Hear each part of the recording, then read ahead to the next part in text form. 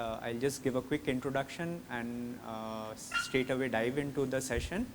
As you all know, this is a session on emerging priorities in school education for the next 5 to 10 years.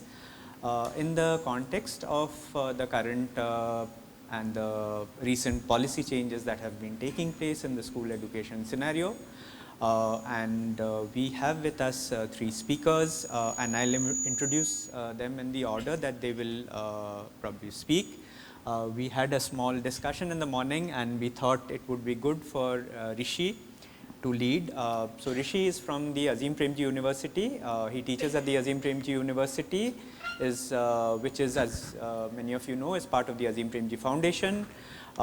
His interest areas are basically education policies, assessments, but he's also closely involved with the work of the Azim Premji Foundation, has been part of the draft NEP as well as part of the advisory council for the NCF, technical support group for the NCF, National Curriculum Framework.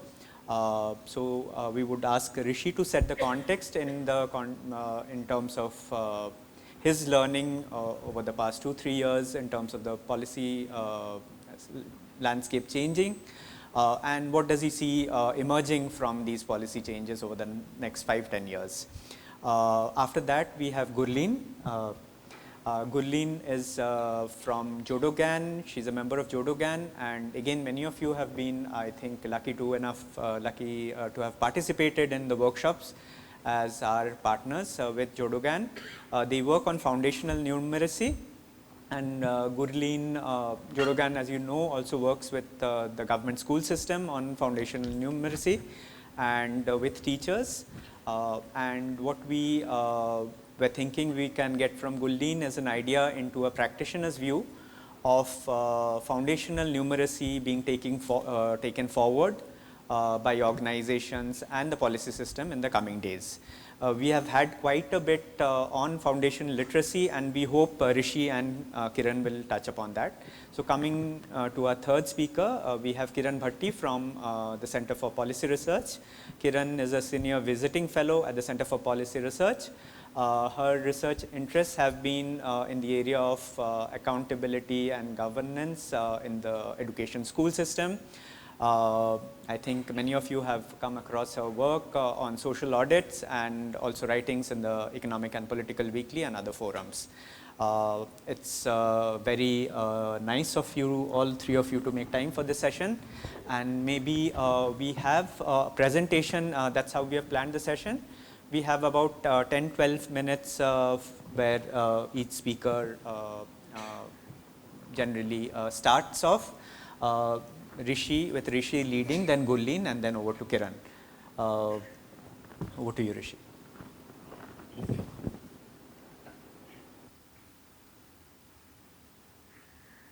morning, everyone. Am I audible? Looks like. Good morning. Thanks, Rahul. And I have a bit of a scratchy throat, so hopefully it's not going to give way in the middle. But as Rahul said, I'm going to take about 10 minutes to just set the context.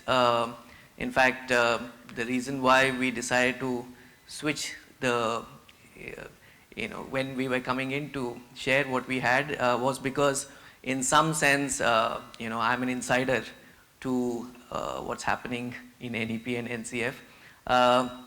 So in terms of some of the critiques, may not come out as strongly as one would like to see. So it's best probably for someone like Gurleen or Kiranji to really look at what the challenges are with regard to what's in store for us for the next few years. So I'm going to talk about maybe 4-5 things for a couple of minutes each, just kind of putting it across so that we can then discuss this when we open it up for Q&A, so that hopefully we will have an interactive session. First up, well, the reality of the national education policy. And in fact, if you look at the next 5 to 10 years, well, it is going to be around what NEP has presented that many of us would be engaging. On on what NEP is expecting, as well as the challenges that obviously which will come up. Now, why do I say that? Why am I sticking my neck out? Well, very clearly it's a policy that the central government has accepted, and so in that sense, they are doing whatever based on the policy recommendations, and hence, as we all know, policies do get taken away sometimes in a completely different direction from what it is intended to. And so it's important for people like us to kind of keep track of how aligned are things that are happening from the government side. So one is the central government's acceptance. The other one is almost all state governments have accepted. There are, at this point of time, if you look at which were the state governments that did not engage through the position papers that were expected by the Ministry of Education, there are about 3-4 state governments which did not, which have said that they are going to engage with, they're going to develop their own policy, and then maybe those of us who work in those states will be engaging with that, and even that work is on. So in that sense, it is going to be a set of guidelines freshly thought out, which is going to guide the work that all of us would be doing in the sector for the next 5 to 10 years. Coming back to NEP, an important thing is that it's, as you would have seen, it's a two-track, there is a two-track approach, right? So there is an approach which is looking at the problems that we face as of today. And then there is one which is about changing things for the future in the long term, which is why the policy also talks about a 15-year implementation timeline. So now when you look at this two-track approach, very clearly the first track is for the next 5 years. So when you say next 5 to 10 years, there is already a track in NEP which is about the next 5 years, and very clearly FLN is part of that. And it was good to see that there was a theme here also amongst us, which discussed, where a group discussed on FLN. And I think a lot of us, a lot of partners here are working either on the L part of FLN or the N part. So it's exciting times, because I think all that can now get taken to the field with a policy backing it as well. And then there is the next 10 years wherein a lot would have to happen in terms of the changes, which I think is what we will start to see in the NCF that's going to come about. More than the one that's already come, the foundational stage, the one that's going to come in a few months with regard to school education is where we will see the kind of work that probably we'll have to go into to bring about the change that we all wish to see. Looking at FLN, obviously, it's a near-term objective for all of us. There are targets that are set. There's already a mission that is there from the central government called Nipun, which the state governments have also now started finalizing and would be launching. Now, as we all have read, heard, and ourselves noticed, there are these contradictions sometimes. So Nipun, for instance, was launched even before the NCF work began. So there is already some kind of a compatibility issue which is being sorted out. So these are some of those operational challenges. I mean, not even getting into the the critique of how really the design is. So these are things that are getting sorted as we speak. These are some of the things that is getting sorted. After FLN, obviously now when we are looking at FLN, given the kind of 2 years of the pandemic that we had, we are talking of FLN pretty much across the elementary stage, right? That's the scene that those of us who are working on the ground, we know that the kind of work that is required even in the final grades of the elementary stage, 7 and 8, there is so much of the FLN work to be done. So in the next few years is going to be in fact working on FLN across multiple levels of the school stages. But as we move into, let's say, the next half of the implementation of NEP, the 5th, 6th year onwards to the 10th, 12th years, is where the FLN, if things are done well in the next 5 years, would be something we would be focusing at the foundational stage. So the foundational literacy and numeracy would have to be in place there, and then grade 3 onwards, it's the other things that we would have to come into. If our target of 100% of grade 3 children achieving the FLN objectives, then that's where we would be. So when you look at that next 5 years, there are many things that still have to happen in these first 5 years, for which I think there has not been much of planning so far. Even those governments which are saying that we are implementing NEP, we would like to implement NEP, are going ahead with half-baked ideas or not well thought through, not having engaged enough, I would say, with the stakeholders, including civil society organization. For instance, the idea of school complex. I think in the morning we were discussing, and there are many different ways in which people are looking at it. And we all know school complexes was an idea that was tried out a decade or more ago, and it did not work well. And so when the NEP was getting developed, there were lots of insights into what went wrong in the earlier idea. So all that was brought in. Now, so when you're looking at school complex, you will have to bring in that learning. And many times you do see that the states are going back to the concept that they had heard of earlier, rather than in spirit what NEP is saying. So these are going to be some of the challenges. Some other things, for instance, the states are doing nothing about is, for instance, what in NEP is called the special education zones. Now, this is one very key aspect of NEP for inclusivity, and it requires funding. When you are talking of a special education zone, and that zone having to be identified amongst the disadvantaged or from the disadvantaged regions of each of the states, then there is funding required. So when you're not really putting the money where it has to go and or what you're saying, then there is a big question mark that comes up. So when you are in the near term, in the next 5 years, when we are saying that, okay, is the state really implementing NEP, one is, where is that fund going? Are some of these critical elements, such as the SEZs, getting established? Now, school complexes are really crucial for the NEP plan to get implemented. So how have they thought about that? Those are some of the challenges. And then, coming to what really is going to come out of NCF and the kind of work that we all would have is something that is very challenging, and I'm sure both Kiran and Gurleen will touch upon it, because the way NCF is getting developed, you will see that it is one, of course, going to be a very voluminous document. We already have a 360-page foundational stage, and I don't know how many of you working in FLN have looked at it. But also remember that the 360 pages is that way because of the number of illustrations that have gone in to the foundational stage document. These illustrations again are from the field. So I'm sure many of you also may have contributed to the illustrations, because many teams went to the ground to speak to the Anganwadi teacher, to speak to the pre-primary teachers, and ask them as to which are those practices which has yielded the kind of results that they were looking for, and those are the illustrations that have come into the foundational stage NCF.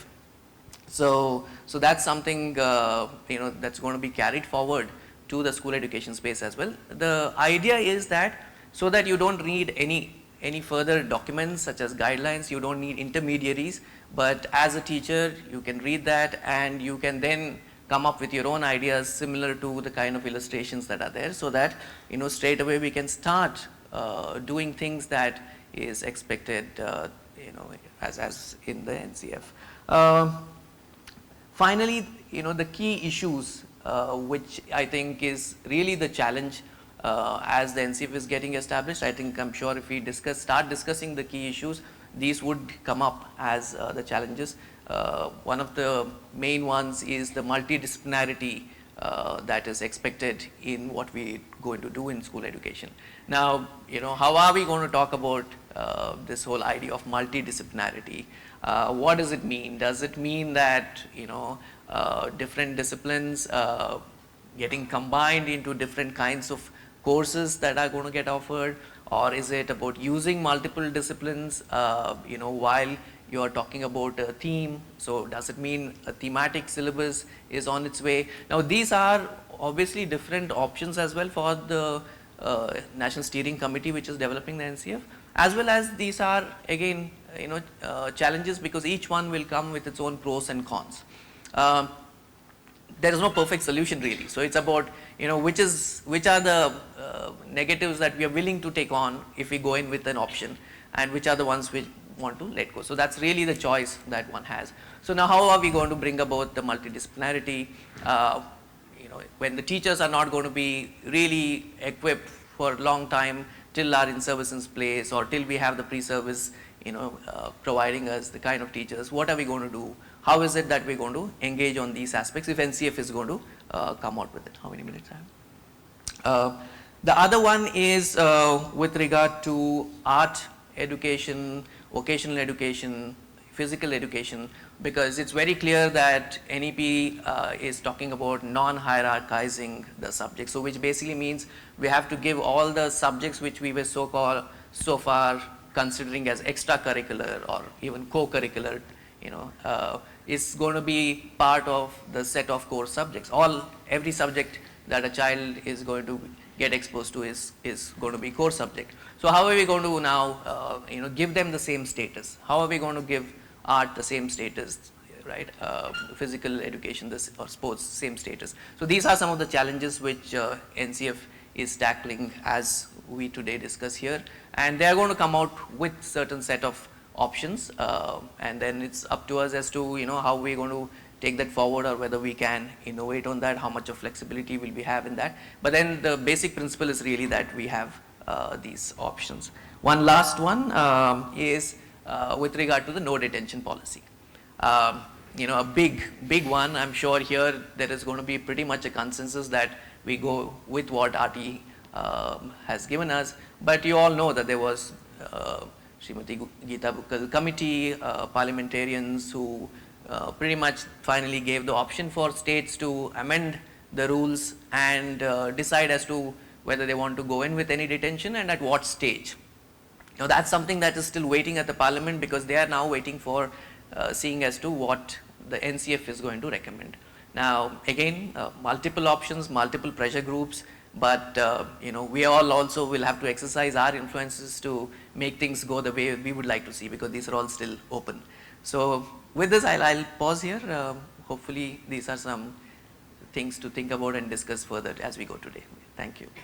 Thanks, Rishi. That sets the tone for both the other panelists, as well as I think interesting set of questions which we can expect from the audience in the Q&A session. Over to Gurleen. Gurleen, as we shared at the beginning, comes from a practitioner perspective. She'll be focusing mostly on foundational numeracy and what she sees as the challenges as we move forward with some of the plans that the NEP and the NCF probably will see emerging in the next few years. Thank you. As you said, very much from the practitioner point of view also, and also how do we see foundation numeracy? I hope I'm audible, yeah? So I think I'll just start by saying that I think one of the most important idea, whatever, foundation numeracy and literacy is concerned, is that in the early year, children should just fall in love with whatever they are doing it. And I think that's the central idea to think about anything else. So if that is the central idea, that whatever children are, doing, they are falling in love with it. And I think if that sets the tone, I think then we can really think about it. And we can maybe start thinking about also that, what is this foundation numeracy and why it's been really talked so much about and why it's been insisted so much about. So I think sometimes it's been seen numeracy as, ability to read and write number, and that's what children know. They know the numbers. I think that's what is generally the assumption, but I think so far so many research have shown that that's not the only thing, and that's not the criteria where children really develop a deep kind of a sense. So foundation numeracy, I'll say, rather than saying foundation numeracy, I'll say it's a basic number sense where I think we all need to start focusing on. And when we are saying basic number sense, means where children ability, they can see that this is more and this is less. That is what their world tells them. So from there, we are moving them to the world of number, where they can seeing the sense, they have the sense of quantity, and that connected to the sense of the idea of the number. So if this gets set, I think the first stepping stone of foundation numeracy is laid. So where we are saying the sense of quantity, which is the very intuitive sense that they have, is connected to the idea of the number, which as a human culture, a human society we have developed. If that gets connected, I think then that's the beginning of the journey in that way. So foundation numeracy or early number sense, where I feel we need to differentiate, because many textbook, many curriculums, many school are talking about doing algorithms, solving, writing, reading, number, and that's it, it's all about. So the whole emphasis, the whole idea, the whole force is going in that direction. Whereas we see that the way children develop number is by counting. Not only children, it's adult. We also, when we talk about foundation numeracy, the idea is through counting they start developing and reaching to this whole idea of it. So this ये नींव जो हम बात करें ना, this is the building block which is to be identified, जिससे building खड़ी करनी है. So foundation numeracy, early number sense, is a very critical idea. I think it's very nice that it was being talked about it. However, we also need to differentiate between it by not only testing the children on doing some small kind of a exercise and giving them marks and then saying that children have known it. It is something that children can make really sense of it, sense of the numbers in totality. So I think that is one idea which, if we all can start thinking towards it, then it will be a very, very big help to really laying the foundation in that way. I think going ahead with it, we can also see that how it can be implemented in the classroom.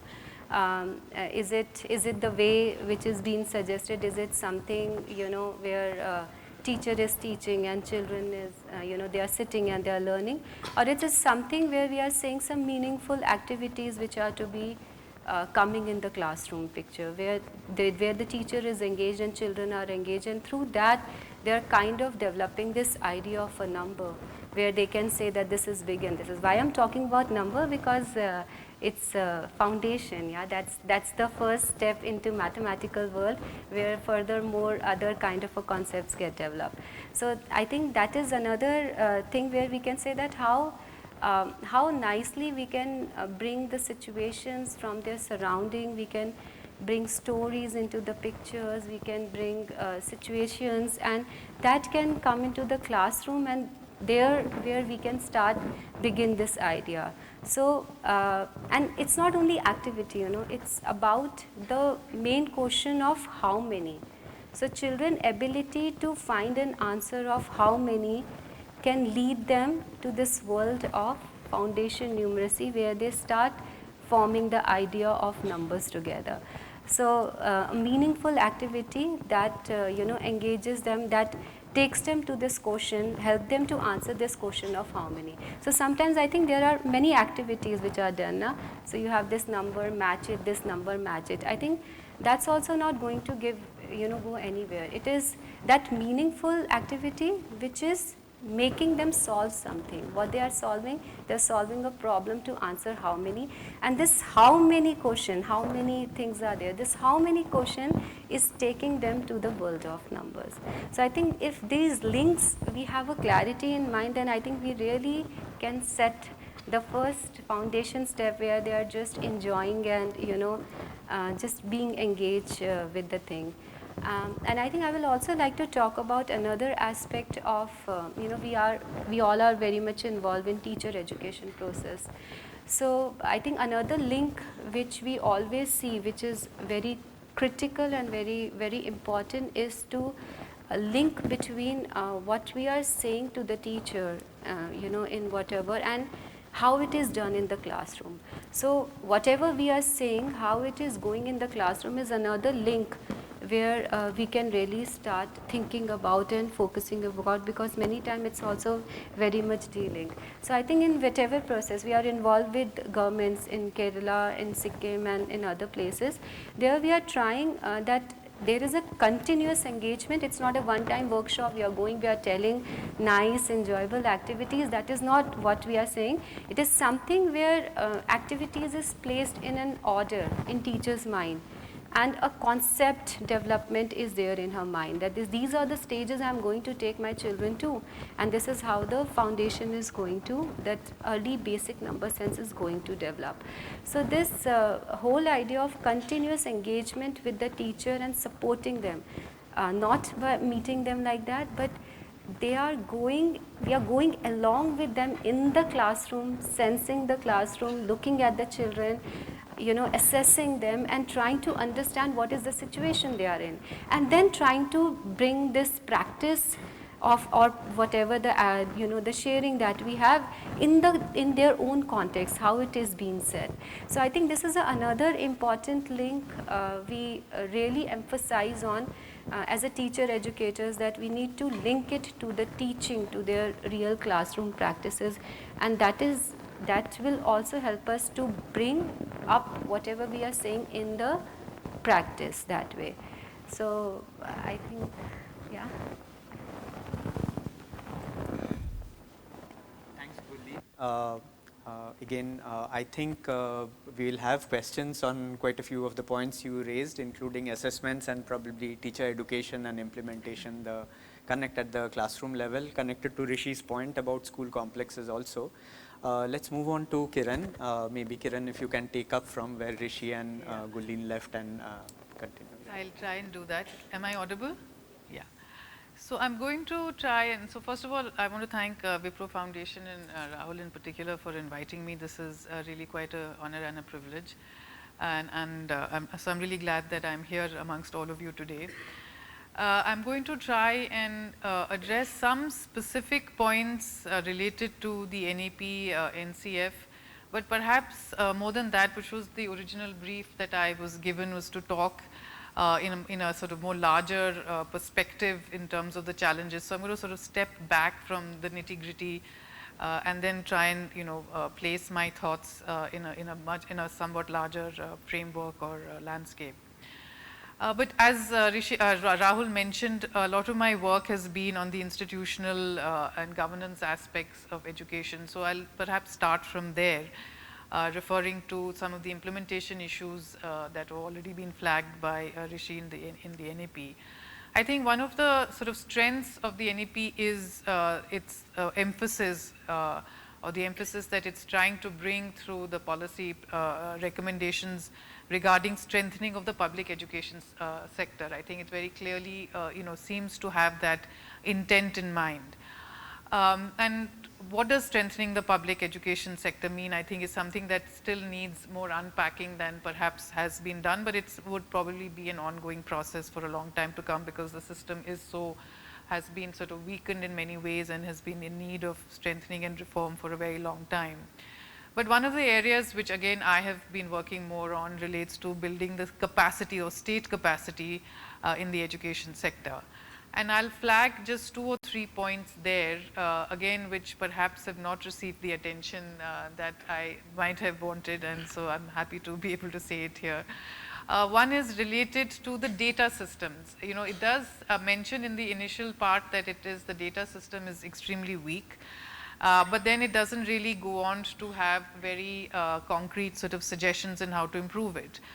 And as a researcher, of course, and many of you maybe even within civil society have struggled to find appropriate, timely, adequate data on some of the even basic indicators that might be of interest to us in the education space.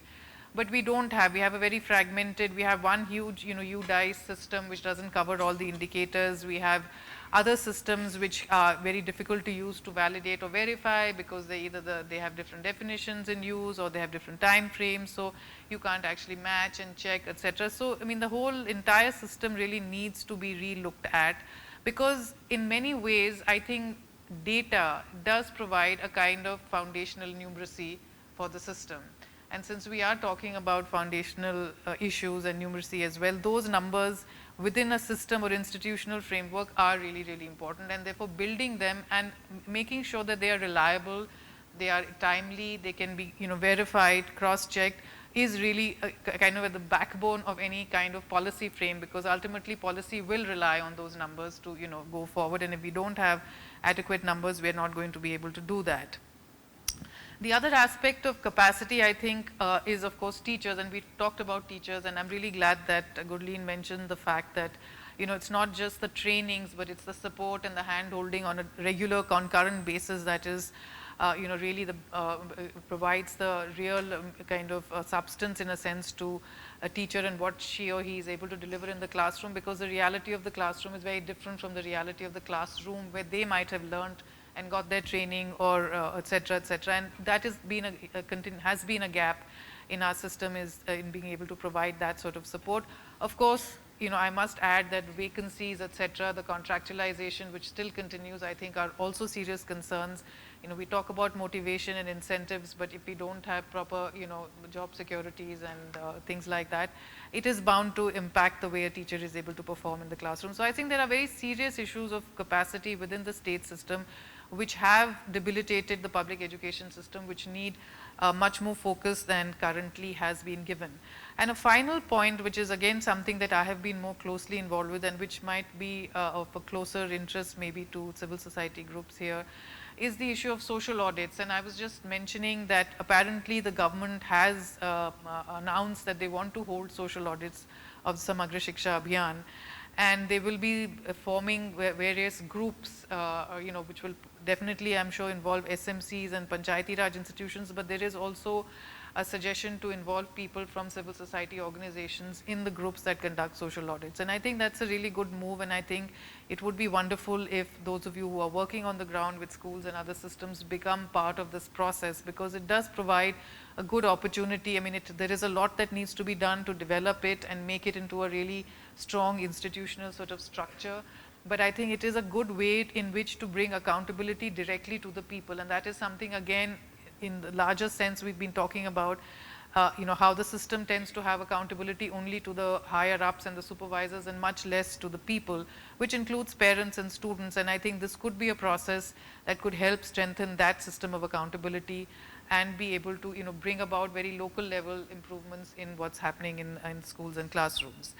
So I'm going to leave the implementation parts somewhat over here and talk a little bit more on the larger question of what is it at the end of the day. And so I'm happy that actually you have written here that, you know, looking back and looking ahead. And maybe somewhere, and in some sense NEP is also trying to do that, we do need to go back to first principles. You know, what is it that we, you know, what is a school space all about? What is the school education? What is it that we are, you know, need from it? What is it that we look towards it for? What is it for at the end of the day? And I have to admit that in the last few years, maybe even decades or a decade or so, a lot of the focus, and I'm not, you know, criticizing that focus, but the focus has been on learning and literacy, numeracy in learning outcomes. And of course, you go to school to learn, and, you know, literacy and numeracy are kind of very basic issues. But I fear that the focus has become so sort of reduced to just literacy, numeracy and learning outcomes that the larger canvas, as it were, of education is somewhere getting lost. And I think that as we're doing this, going through this process of looking ahead, we should remind ourselves actually of that larger picture and see how we can continue to keep our eyes on the larger picture, you know, and not become completely reduced to looking at only the numbers at the end of a test sheet or an exam score, etc.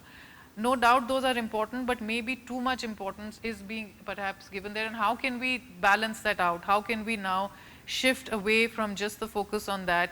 And like she said, you know, that we have to learn, you know, we have forgotten that we need to love what we are reading, what we are learning.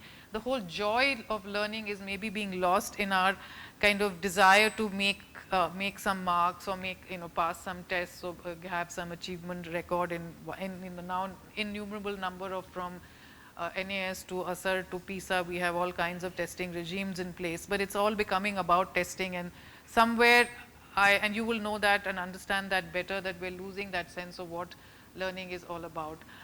in that context, I want to also say that, you know, one does come to school to learn and gain knowledge and information, but one also comes to school, or one sends our kids to schools to be able to learn how to deal with the larger society, nation, world that is beyond the classroom walls. And that is definitely a bigger challenge, I think, than even giving them information or basic, you know, literacy, numeracy skills, etc. That's also something that I feel that our system has tended to ignore, and more I would say as we move forward. But given the kind of world that we are living in, given the kind of even country we are living in, I think some of those issues are becoming more and more critical and important, and I think we need to reclaim the school as a space for where we are going to inculcate some of those ideas amongst the children. And I think that is also and should be a part of foundational learning in some way or the other. And I am a little bit worried about the manner in which social science and social studies or subjects related to that are getting less important as we are trying to, you know, get onto this whatever highway of high technology, etc., and science and maths. Of course, all of that is important. But the other part is equally, and I would say in the years to come, and as we are progressing as societies across the world, you know, the social skills and the skills, or even, I wouldn't even really call them skills, but to be able to inculcate in our children the ability to deal with diverse cultures, languages, religions, arts, you know, systems of knowledge, etc. And, you know, that is, and we are very fortunate in a sense in our country to have that kind of diversity, but are we really being able to bring that into the classroom? And to what extent? I mean, you know, the non-hierarchical part is important, but it is extended not only to subjects, but to also peoples and cultures and, you know, systems of living that, you know, that we do have. We are living in some ways in very polarized and divisive kind of atmosphere and world, and I think the school is a space where it can try to bring about that sense of solidarity, that sense of equality amongst people who come from different backgrounds, so that when they go out, you know, we are putting out into the world people who will hopefully be part or be able to create a kinder, gentler, more empathetic, more sympathetic kind of a world. And I think those issues are somewhere getting lost in the narrative that is developing within the education space, which is very focused on literacy, numeracy, outcomes, etc. And I'm not trying to diminish the importance of that, but just to say that somewhere we need to bring a balance, because there is much else that can be taught in a school, and we are not, that we're taking our eyes off that very important element. And in the same context, I think in something that I mentioned in the morning, but I'll repeat, the document talks a lot about, you know, global and local and trying to balance that. And I think, yes, we are, that is the reality, we are living in both global and local worlds. But let's be, you know, I think we need to think a little bit more about what the local and what the global is, and where we want to place ourselves in that sort of spectrum, as it were. Because there could be extremes that, you know, there are some problems with, and we want to be careful that we don't fall into any of those extremes. So, you know, striking that balance is going to be a very tricky part, and it's going to be, again, I think I would say a challenge going forward is how we manage to do that in a way that, you know, we stick to very basic human kind of principles and we don't lose sight of that, and also constitutional principles. And I think that's another area where I feel that the constitutional aspects of education being a right, and the kind of values of social justice, democracy, etc., that we want to actually inculcate in the children needs to be sort of given a little bit more importance up front. And I hope that, you know, that will be taken up as a challenge as we go forward, and we can have more we definitely need to, I think, have much more conversation around these issues. They're kind of getting slipped a bit under the rug, and perhaps, you know, that's a challenge that we do need to own up to and face. And I hope that in the days and months to come, as the different aspects of the NEP and NCF are being formulated, that some of these issues can be, I mean, let's not shy away from them. Let's confront them, let's face them, let's see what sort of solutions we can find.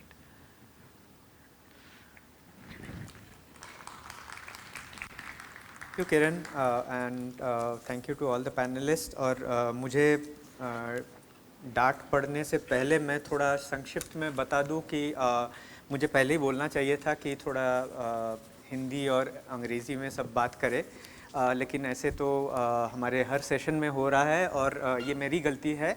तो मैं कोशिश करूँगा, मैं सवाल नहीं करके संक्षेप में थोड़ा बोलने के लिए कि ऋषि ने, गुरलीन ने और किरण ने क्या बताया है। जो मुझे समझ में आया है। तो ऋषि ने ज़्यादातर एनसीएफ और एनईपी के संदर्भ में एक तो एफएलएन के जो आगे जाते हुए बात हो रही है एलिमेंट्री स्टेज तक, तो वो एक बात रखी है, और आगे जाते हुए शायद एलिमेंट्री स्टेज से हम लोग फाउंडेशनल स्टेज पे ग्रेड 3 तक जो बोला जा रहा है उसमें आगे 5 साल के बाद उधर हम ध्यान दे सकेंगे। लेकिन अभी 5 साल में एलिमेंट्री स्टेज तक जो फाउंडेशन लिटरेसी और न्यूमरेसी का ज़रूरत है उस पे ध्यान देने के लिए एक सोच जो है निपुण में और एनईपी में, और अभी मैंने हर स्टेट में भी ये दोहराया जा रहा है और कुछ हद तक अपनाया जा रहा है अपने अपने तरीके से, तो उसके बारे में बात छेड़ी थी।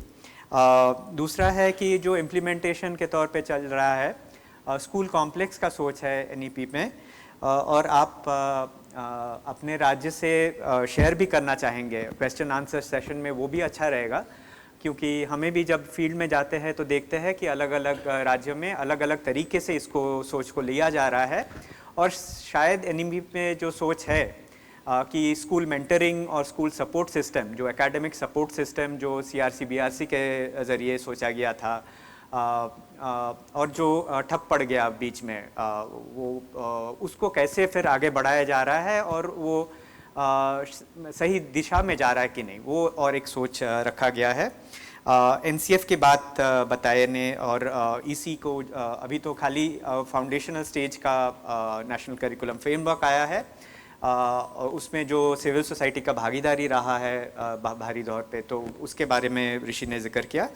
और स्कूल में जो मल्टी डिसिप्लिनरिटी इन एडुकेशन जो हर सब्जेक्ट के लिए, और किरण भी जिक्र कर रहे थे कि कुछ हद तक कि एफएलएन के चलते हम बह नहीं जाए कि दूसरा, और ऐसा नहीं है कि स्टेम में भी हम बह जाए साइंस और मैथ्स एडुकेशन में, लेकिन सोशल साइंस एडुकेशन को करिकुलर एक्टिविटीज़ जो हम लोग कहते हैं, दूसरा जो सब्जेक्ट्स एरियाज़ है उस पर भी कैसे ध्यान रखा जाए, उसका भी एक सोच रहे। और जो गुरलीन और किरण दोनों शायद बात कर रहे थे कि लर्निंग आउटकम का फोकस काफ़ी ज़्यादा हो गया है बीते कुछ सालों में, और उस का जो एक दौरा है तो वो एक दिशा में ले जाता है शिक्षा व्यवस्था को, तो वो सही है कि नहीं, उसके बगैर और या उस वो चलते हुए और कुछ हम सोच सकते हैं कि नहीं, वो एक बात रखी है। टीचर एडुकेशन की बात गुरलीन ने बताया कि टीचर एडुकेशन जो अगेन स्कूल कॉम्प्लेक्स और स्ट्रेंथनिंग ऑफ द सिस्टम के साथ जुड़ा हुआ है, teacher education both pre service, in service और इन प्रैक्टिस स्कूल में क्या हो रहा है, जो इंस्टीट्यूशनल व्यवस्था के बारे में ये बात कर रहे थे, सोशल ऑडिट के बारे में जो बात कर रहे थे किरण भी, कि कितना हद तक हमारे पास डेटा है और किस हद तक हम लोग जानते हैं स्कूल सक्षम है कि नहीं, और जो करने सौंपा जा रहा है वो कर पा रहे हैं कि नहीं, उसका अंदाज़ा कैसे लगाया जाए।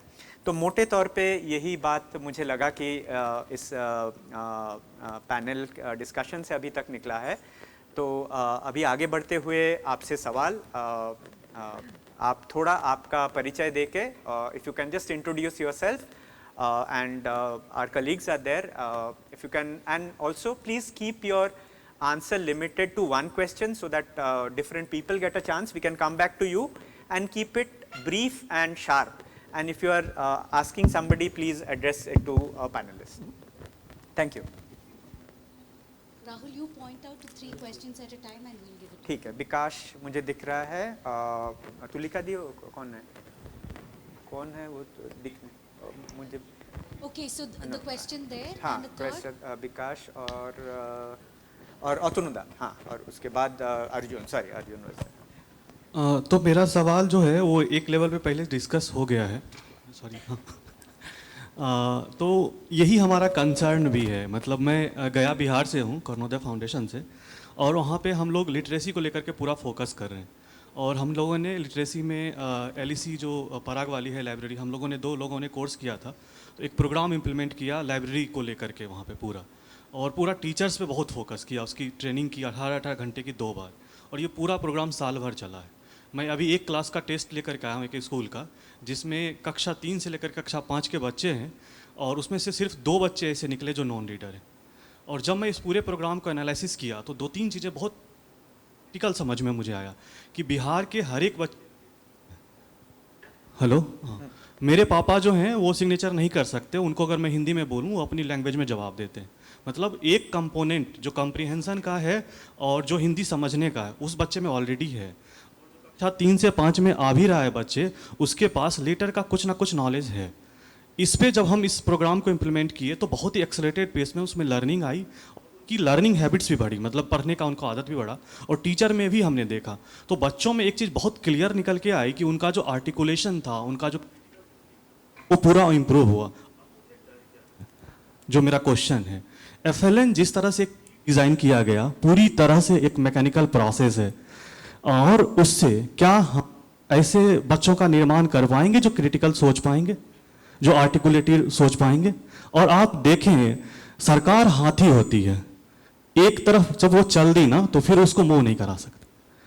तो एक बार वो मूव कर चुका है एफएलएन की तरफ, तो मुझे तो मेरा क्वेश्चन है कम से कम जो सिविल सोसाइटी ऑर्गेनाइजेशंस हैं, क्योंकि हाथी अब कितना उसको रोक पाएंगे वो समस्या है, क्योंकि क्या हम लोग सब मिलकर के ये फोकस कर सकते हैं कि कुछ ऐसे कंपोनेंट को प्रिजर्व करें जहां भी हम जिन भी स्कूलों में काम कर रहे हैं, सो दैट चीज़ों को विकास समझ में आ गया। अभी आगे बढ़े तो अब 2-3 सवाल ले लेते हैं, उसके बाद Hi, I'm Revati. I come from Tamil Nadu, and we work with nomadic tribal children who have never accessed education. Like most nomadic children in this country, they are 10% in India's population, but their literacy rate is like less than 50%, and post-metric literacy rate would be like even less.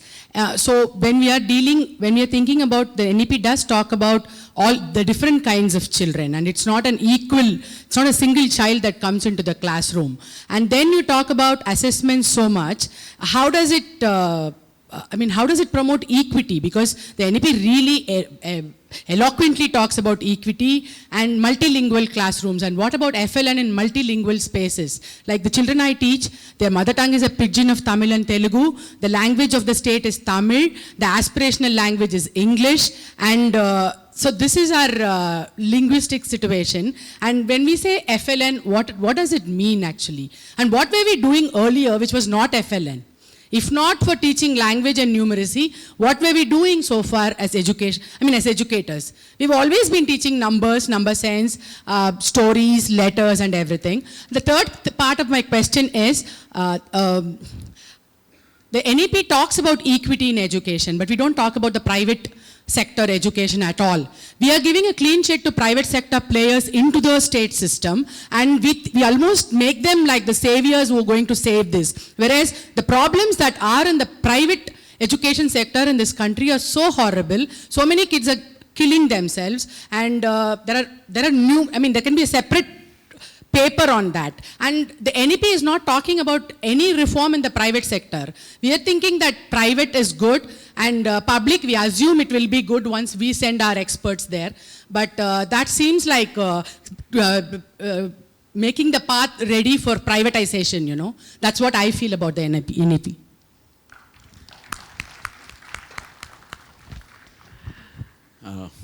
Hi, I am Otanu from Bikramshila Education Research Society. Very specific question to Rishi actually. First part is in a NEP foundational stage look at a continuum, but ICDS department run by some department, and education department run the primary schools. So how you look at the convergence issue?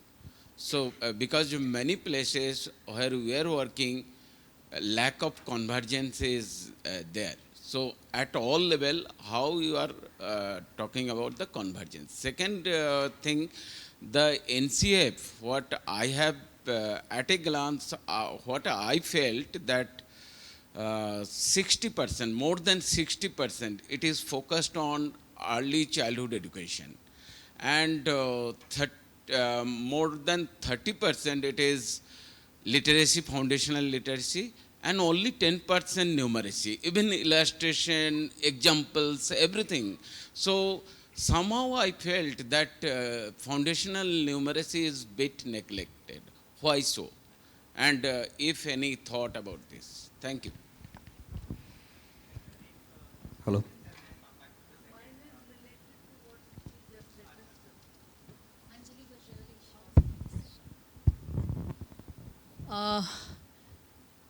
About what Atanu said, it's 30 years old in the early years NCRT document that 3 years to 8 years should be a stage. That, it's a published thing, so it's not a new thing. And the attempt for this synergy has been tried since then. One of the reasons could be that we are still on foundational literacy and numeracy, because the structural issue, the very low paid Anganwadi workers, as a outcome of the 86 policy, the ICDS was set up. It was a structure that was set up. For teacher education, diets were set up. So now with this FLN and the kind of, it's basically old things in a new basket and a package. But if the Anganwadi worker is to implement some of these, then what is there something NCF will come with for each stage which will talk about the academics. But is there going to be a document which talks about the structural convergence, in the sense incorporation of this aspect, and a career path for the Anganwadi workers, or at the moment the NEP leaves it all open. It can be this, it can be that, and so on. So the structural and financial document, is it going to follow the NEP? Good morning. My name is Arjun Trivedi. We are a rural community organization running a rural community school in Assam. One theme that I've been exploring in this entire 3 days is the role of CSOs and government organizations in the space of education. So sometimes I feel like the government is like the cosmos working at the large scale, right? Gravity works there. But then there are the atoms and molecules where exist forces which you can only experience at the small scale. So I guess what I'm trying to say is this idea of diversity, cultures, listening to people that have never been heard. Community organizations can do that. Community schools can do that. And they can provide a very fundamental accountability to government systems and the humanity and the love for education. But it feels very strange to say this, and I'm trying to understand why. When you build a community school, the system does not really encourage it, to say the least. In fact, if I say it very openly, they get scared. And that's why sometimes social science feels like an oxymoron. I mean, this is the diversity, right? Social, different cultures. This idea of the subaltern. People have never been heard. Good community organizations can do that. There's a reason to feel skeptical and scared, but we should also encourage it, not feel afraid. And I feel that'll bring about a fundamental, broad stroke accountability for education. So I guess my question is, why is that happening? Is there a precedent set somewhere, or something fundamentally in the space of education that should belong to only the public system? Thank you.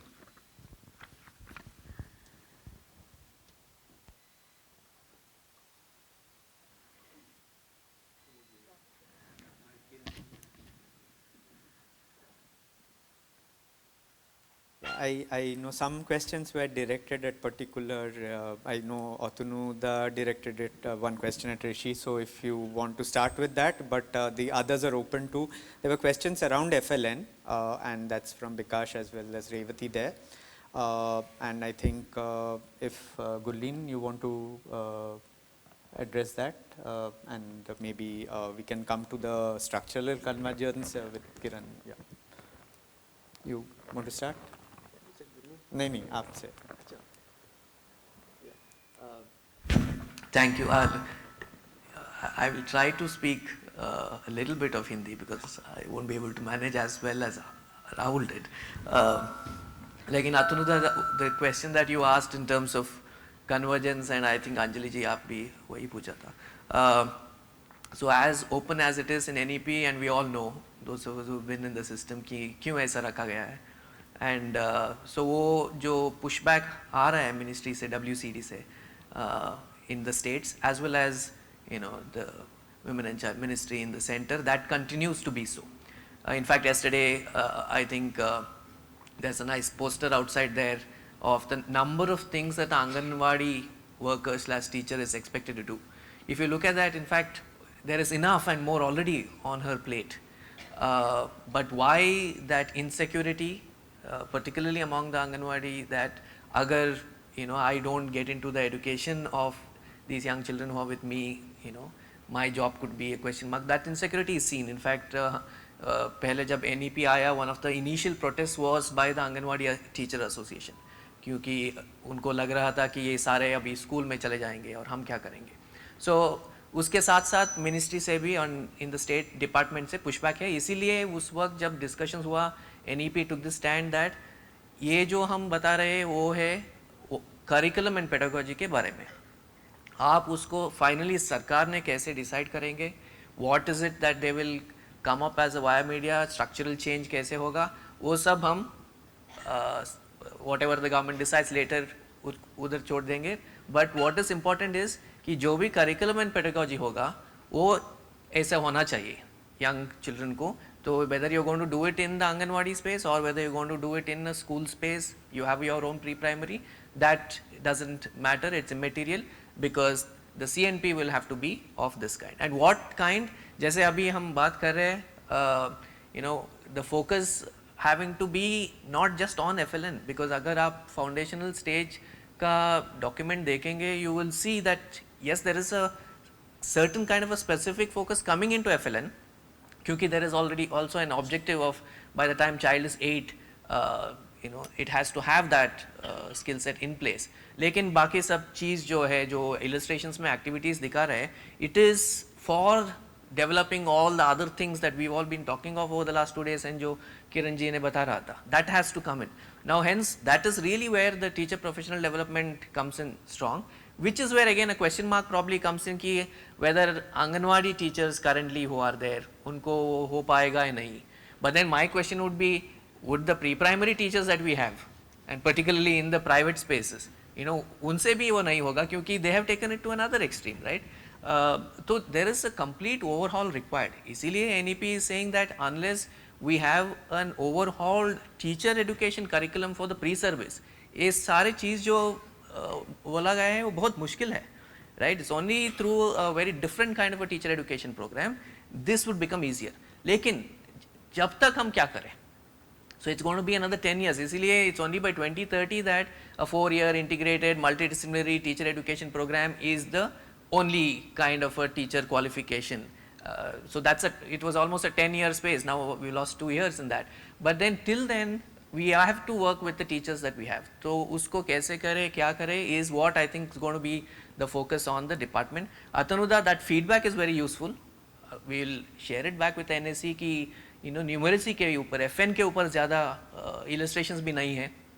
And I think it would help, because this one that has come out, ये तो draft है. जब February-March में school education सारे stages का NCF आएगा, उस वक्त this will get further finalized. So that's a very useful input as well. So thank you. I'll stop here if you both can add. And then So I think what you said about having a learning objective and teach to test, that's really taking away the joy of learning. I think that is still very much, that's the valid question, that if you are moving toward competencies and every competency is being tested, and if you are moving to that kind of an approach which is skill and breaking it everything into skills and different component, then definitely that connection is going to break down, because it is all about teaching this and then testing and going ahead. So that is, I think, one of the threat that we have, that if it is being seen in that light, then I think the whole the children really connected to it, involving in a whole self, may not be there, because what all they know is that need to learn and then, you know, give an exam and then get a kind of a result. So that's a very difficult and position to be in. So I think, I don't know what we can do about it, but I think that's a threat that we really need to look into it seriously, that it shouldn't turn out to be where the thing which we are trying to create, the environment, the culture we are trying to create in the classroom will go away. So that space need to be very much be taken care of. So for that, I think, I don't know what to say about that, but that's very much there, you know. I don't know, would you like to say something on that? Nothing from me. Yeah, so I will respond to the structural things. So I think that yes, I'm in a sense glad that that was pointed out, because there are gaps. I mean, I know that people who've been involved in drafting the NEP have left it in a sense to, you know, this is part of the implementation part and not part of the NEP as such. But I do think that the thrust or the kind of sense you get about structural reform from the suggestive or recommendations of the NEP, it is seeing the existing government structures as faulty and need for reform coming in a large sense. And here I will agree with the person from Tamil Nadu who said coming really from injection of private sector and private sector ways of functioning. And I think that is, I mean, I didn't mention it earlier, but it is one of the challenges, is how we are going to deal with the large footprint of the private corporate sector that is now very much a reality of the education sector, and increasingly so. And the general sense that that brings, that the public can't function and it needs the private to tell it how to function. That efficiency on costs, efficiency on learning, efficiency of every kind is kind of the preserve of the private sector, and without that input and injection, the public sector really can't get itself back on its feet. I think while the NEP wants to strengthen the public sector or the public system, or at least that is its stated objective, I think the manner in which it sees it improving does see a big role for the private, and that is, I think, something that needs a lot more unpacking as well. So, and so the structural aspects, for instance, the regulatory framework that it has suggested also. I mean, there are many places where basically it is the bringing in of private which is going to inform and improve the structures, which I think needs a little more thought. It's not as simple as that, and I think that the private brings with it a lot of difficulties as well, and those difficulties definitely have not been addressed in the NEP. I agree with you. And so it's also reflected in a way in the convergence aspects, and it's not just with the Anganwadis, it's across the system. There is a problem of convergence. It's because education is a sector that also doesn't deal only with the education ministry. That, like, there's WCD, we already have issues with WCD, but there are many other, there's water and sanitation. I mean, when I was the commissioner for RTE and we went around looking at why the toilets were functional or not, we discovered that actually the Ministry of Education is only responsible for the four walls. Actually, for the functioning parts, it's another ministry. So for education, they were ticking the boxes for toilets, but actually they were not functional. Now, even a simple thing like that was not, part of the convergence mechanism. So there are innumerable such examples. You need to look at that. So the point is that actually the structural aspects, it's not enough, I think, for the NEP to say we can't deal with it and that the implementation agencies will. Maybe it's true, maybe that is the reality, but I think that at least pointing out some of these pitfalls, pointing out the challenges and a possible direction in which to go could have taken that conversation more constructively forward. And definitely, I think the private sector is a kind of elephant in the room, and we do need to address it, particularly because the private sector's inroads into setting the policy agenda, I think, are causing a lot of questions to be asked in spaces. So we do need to take that into account at some stage. So here the CSOs, that which is also part of the non-state, and that is coming to the last question that was raised. I mean, we are in a world where I think all of us agree that we do want a strong government, state, public system of education, right? So what about the CSOs, and what about, And so a lot of what we are saying is to bring that kind of multicultural and socially conscious, etc., values into the public education system, because today it still is the system that is providing education to the largest group of children in this country. Which doesn't mean that the community-run schools are unimportant or they don't have a role to play. Of course, they have a role to play, and they should be given adequate space, etc. It's not an either or. I don't think one should see it as an either or. But I think that the civil society organizations can play a role not just in providing, in terms of community schools, but in improving the accountability of the public system as well. And that's the part that I was talking about. And I think that is a role that currently I feel somewhere the civil society groups within education are not working sort of together in a sense. There is a lot of fragmentation there.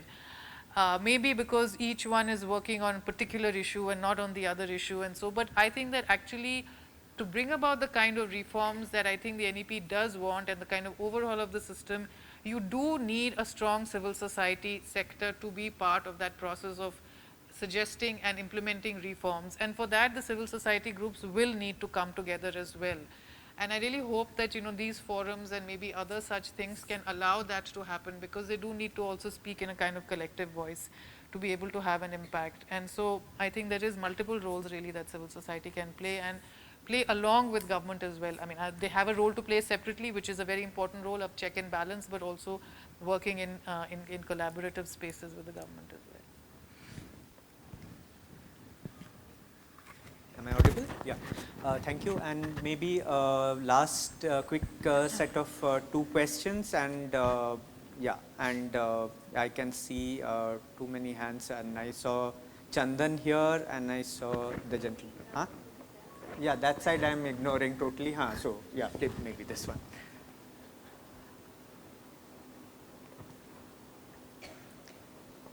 I think somebody will. I'm Ankita from Doorstep School, Pune, and one of the group which we are working is migrant community.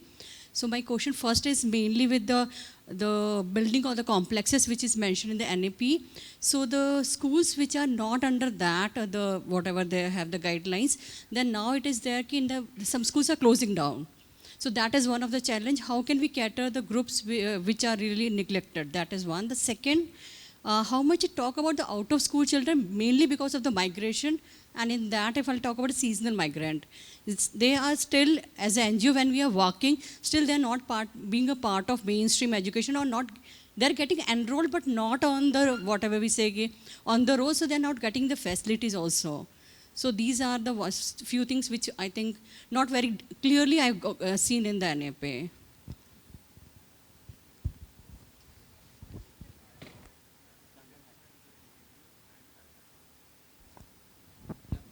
I'm curious about emerging trend with regard to teachers in service training with the context of national policy. Yeah, I'm curious about this teachers in service training. What are the trends? I mean, is there any departure from the past?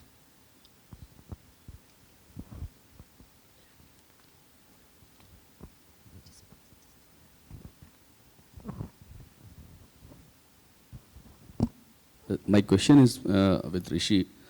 तो the school complex की जब बात हो रही है तो जहाँ तक हम देख पाते हैं झारखंड जैसे राज्यों में स्कूल कॉम्प्लेक्स को इम्प्लीमेंट करने के लिए आपको क्या लगता है कि शिक्षा व्यवस्था में एजुकेशन सिस्टम के अलावा क्या किसी और दूसरे सिस्टम को एक साथ लाने की ज़रूरत पड़ सकती है? मतलब उदाहरण के तौर पे पंचायती राज हो सकता है या फिर सोशल वेलफेयर. मतलब मैं ये जानना चाहूँगा कि आपको क्या लगता है कि क्या क्या सिस्टम्स होंगे जिनको एक जगह आना पड़ेगा अगर हम स्कूल कॉम्प्लेक्स खास करके रूरल एरिया में चलाने की, मतलब इम्प्लीमेंट करने की बात कर रहे हैं.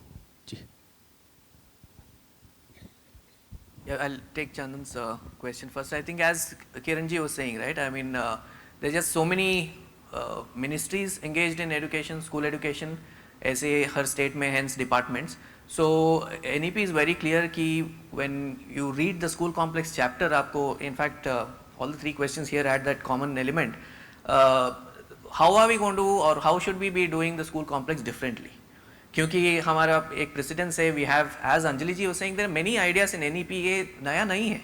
And it's deliberate. In discussions, it was decided that there were very good ideas in the past जिसको implement हम ठीक से नहीं कर पाया, और उसी को अभी हम slightly different approach से implement करने की कोशिश करेंगे, because the ideas were very good. School complex is one such idea as to how do you bring maximum resources to closest to the last child, right? That is the basic principle. Because otherwise हर गांव के हर छोटी सी school में सारे school में जो होना है resources वो लेके नहीं जा सकते. So what is the closest that we can bring it to the child? Now keeping that fundamental principle, one will have to think about school complexes, and obviously जब school complexes में when you are talking about counselors, various kinds of special educators, multiple subject teachers, that's the kind of school complex that has been envisaged, right? So इसका मतलब है कि you are going to engage with various other departments as well. So your, for instance, continuous visits by the ASHA worker, very deep connect to the PHCs, panchayat का जो भी funding है उससे क्या हो सकता है school complex में, including the networked schools, right? So that is one. The other idea in school complex, which is different from what we have attempted earlier, is कि school complex will have to be the owner of the other schools in the complex. See, that's a slight change from earlier, because पहले ऐसा होता था, it was supposed to be the owner, but the onus was on those smaller schools कि जाके उधर का services ले.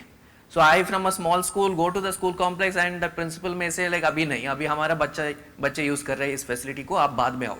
So finally they would say like आप holidays में आओ, right? So this was the problem when we look back at the design of the school complex. So currently the idea that will have to be worked on now कि वो उसको कैसे करे is again a big challenge as to how will this school complex principal or the leader now, who would almost be an EO looking after schools. It's like someone who has 10 schools under her, and how is it that all these facilities and services would be shared with the other schools. Now that is something that would also put in a big question mark on leadership capabilities, or uska professional development ke bare mein, what is it that we have to think about. So these are the other questions that will have to get addressed.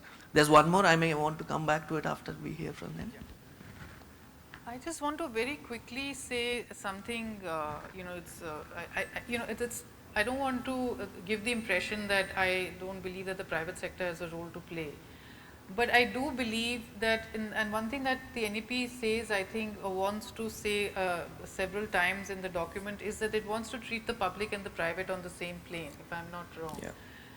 But actually, can we treat them on the same plane? I think that is a question that we do need to ask. The public education system fulfills a much larger role than any private or non-state education system can. So really, can they be put on the same plane? I think we do need to ask that question. And I'll give you just one simple example which came recently in the research I'm doing in Delhi. Delhi government school teachers actually go to teach inmates in Tihar jail. That's part of their job as a teacher in a government system. I do not see any private school teacher ever being able to or agreeing to do that. Similarly, the government school teacher collects data for DICE, they do census, a whole bunch of things I don't need to repeat, which no private school teacher can or will ever do.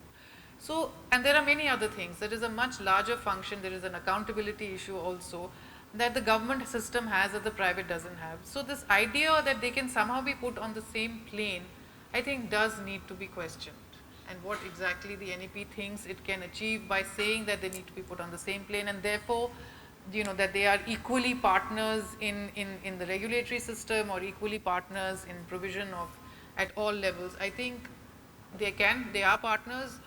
All civil society groups, including private sector, is a partner, should be a partner, because education is a subject that requires everybody's inputs.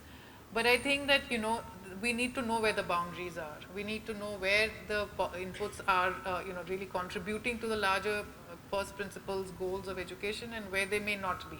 And what are the checks and balances that can be put in the system to make sure that that doesn't happen. Those are the issues I think that still remain to be addressed in the NEP, and I don't know if it is an implementation issue or maybe perhaps a little more than that. Take any more questions? I thought just two questions. We will take questions outside because I think Supriya said timeout. I thought 2 questions didn't get answered. One is about out of school children, and that includes nowhere children, different marginalized groups not addressed or addressed adequately within the schooling system at large still. And what thoughts, specific thoughts about that, and anything, and about in-service teacher training and education. Yeah. So anyone from? Yeah. So the final comments. Yeah. Yeah. So those were the things that I just thought I will just bring in quickly.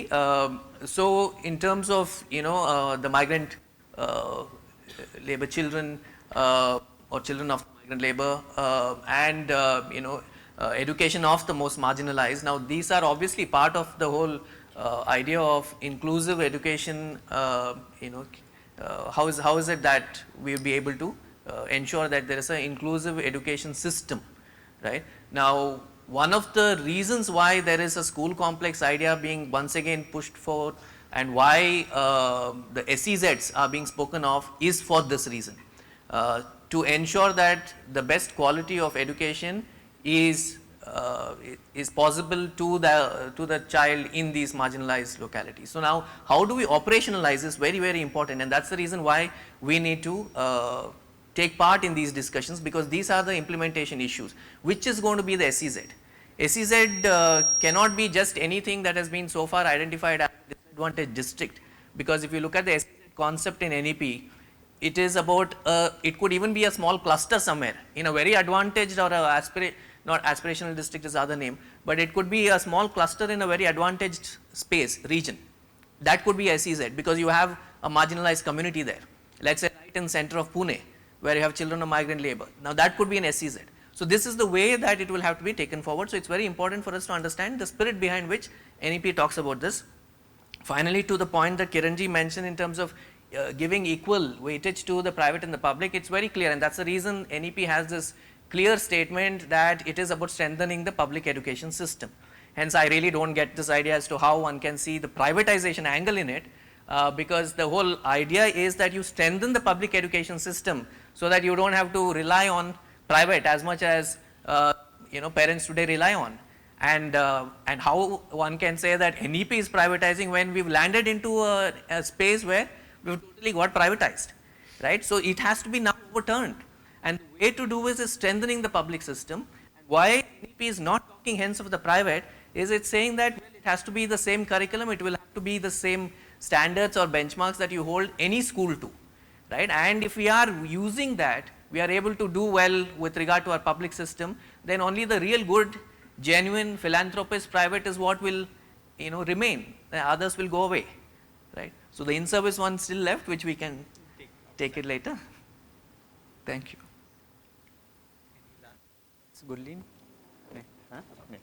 Anything else, Kiran? No, I think, I think that I think that the intention of the NEP to strengthen the public sector is clear. I don't doubt that at any level, but I think that there are certain issues that have not been given enough critical look, the private, the role of the private currently as it stands today, and the very rapidly increasing role of the private. And in the areas in which it is increased, it's not just in the provisioning of schools, but it is in ancillary services. And I said more and more in the policy space.